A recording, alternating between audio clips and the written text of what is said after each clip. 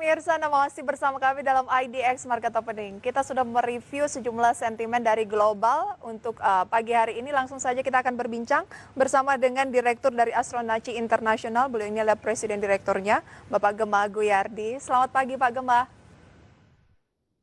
Pak Gema, selamat pagi. Bisa mendengar suara saya dengan jelas Pak? Suara saya jelas? Iya, jelas Pak. Selamat pagi, sehat ya Pak? Selamat pagi, apa kabar? Kabar yang luar biasa Pak Gema. Syukur. Oke, Pak Gema, mungkin yang menjadi informasi utama dari global adalah fokus pada debat perdana begitu ya antara calon presiden Amerika Serikat yaitu Donald Trump dan Joe Biden. Bagaimana menanggapi bisa dikatakan banyak sekali bisa dibilang hujan interupsi begitu ya dan cukup tajam. Sejauh mana Anda melihat ini akan mempengaruhi market? Oke, selamat pagi pemirsa. Kalau ingat dulu kita pernah show tahun 2016 ketika IDX Channel wawancara saya tentang Hillary Clinton versus Trump. Ketika itu Astronaci memilih Trump dan ternyata benar walaupun Hillary Clinton leading.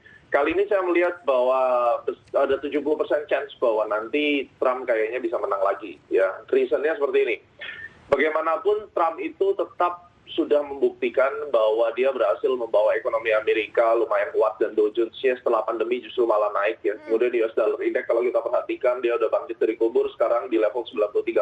Menurut saya ini nanti akan stabil di level 94. Itu poin pertama dan debat itu nantinya akan membahas beberapa hal yang paling penting adalah tentang ekonominya di mana stimulus dan kemudian bagaimana strategi menghadapi China 2025 karena pada akhirnya Amerika ini Cold War kepada Cina ini kan nanti yang akan menjadi story yang paling besar. Nah, belum tentu pada saat Joe Biden memimpin itu bisa membuat satu strategi yang nyata untuk menghadapi visi paket 5 tahunan yang ke-14 Cina ini. Di mana 2025 ada shifting antara ekonomi low quality ke high quality ini akan menjadi hal yang besar untuk Cina. Dan nampaknya Trump sudah punya strategi lengkap termasuk untuk menjaga strategi domestiknya, termasuk ngeblok si TikTok, dan tujuan dia ngeblok adalah supaya dia bisa membangun satu company bersama-sama dengan Cina dan ikut berinvestasi di dalamnya. Ini merupakan satu paket lengkap dan Trump tahu sekali bagaimana dia harus memprotek Amerika. Kemudian nanti di debat ini akan ada rasisme, imigrasi, tax plan, terus kemudian tentang COVID.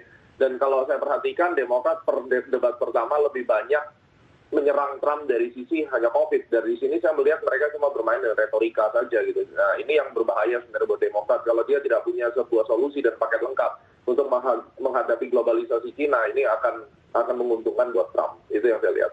Oke, berarti bisa dikatakan terlepas dari kontroversi yang dilakukan oleh Presiden Trump selama ini, mungkin banyak negara-negara lain yang menilai itu negatif, tapi berbicara mengenai pasar modal khususnya Wall Street lebih tampaknya mendukung ke petahana gitu ya? Iya, kalau kita lihat tidak hanya tentang pasar modal saja, tapi Trump ini exactly he knows what he's doing gitu. Orang negara lain sih bilang Trump begini begitu, tapi kalau kita melihat bagaimana strategi dia menyelamatkan negaranya sendiri, baik itu termasuk dengan rasisme yang orang menilai itu adalah rasisme dia, tapi dia berhasil gitu dengan semua perlindungan dia terhadap bagaimana dia mau melindungi negaranya terhadap Cina segala macam. Ini penting sekali untuk kita bisa lihat bahwa Trump memang sangat concern kepada domestic growth Amerika itu sendiri. Oke, nah bagaimana impact-nya untuk pembukaan ataupun market di dalam negeri khususnya di hari Kamis ini sendiri Pak Gema? Kalau kita perhatikan dari Astronaci time bottom itu tanggal 1 sampai tanggal 2 dan indeks kita seharusnya masih flat dan cenderung melemah hari ini. Kalaupun melemah nanti sore baru ditutup dengan pola atau inside bar atau harami lah, boleh katakan yang akan terjadi itu ya pola candlestick-nya buat yang nanti akan tahu.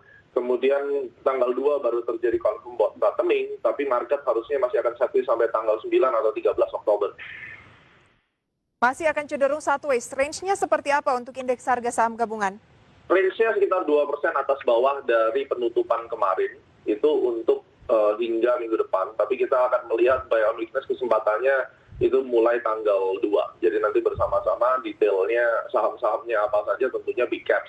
Dan ini dikonfirm dengan US Dollar Index yang saat ini melantai di 93,7 antara itu ya. Jadi setelah mengalami satu ledakan penguatan sampai 94,75, dia slowing down di 93, ini harusnya bisa memberikan kesempatan untuk naik. Dan summary saya, indeks regional yang bearish itu ada SET Thailand, kemudian HSI sama Shanghai ini terpukul berat.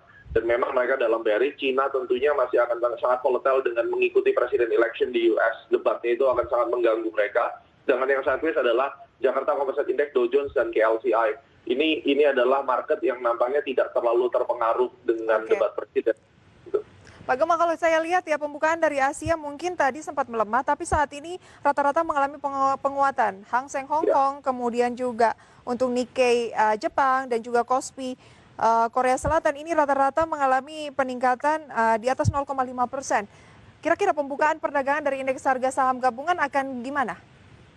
Kurang lebih akan mengikuti ya, karena Dow Jones kemarin bikin drama banget setelah dia plus hampir 2%, kemudian ditutup melemah 0,6. Makanya prediksi saya hari ini pergerakan yang akan terjadi adalah indeks tidak akan lebih tinggi atau lebih rendah daripada perdagangan kemarin. Itu yang kita sebut dengan terbentuknya inside bar atau ya. Jadi tanggal 2 baru nanti mungkin akan naik.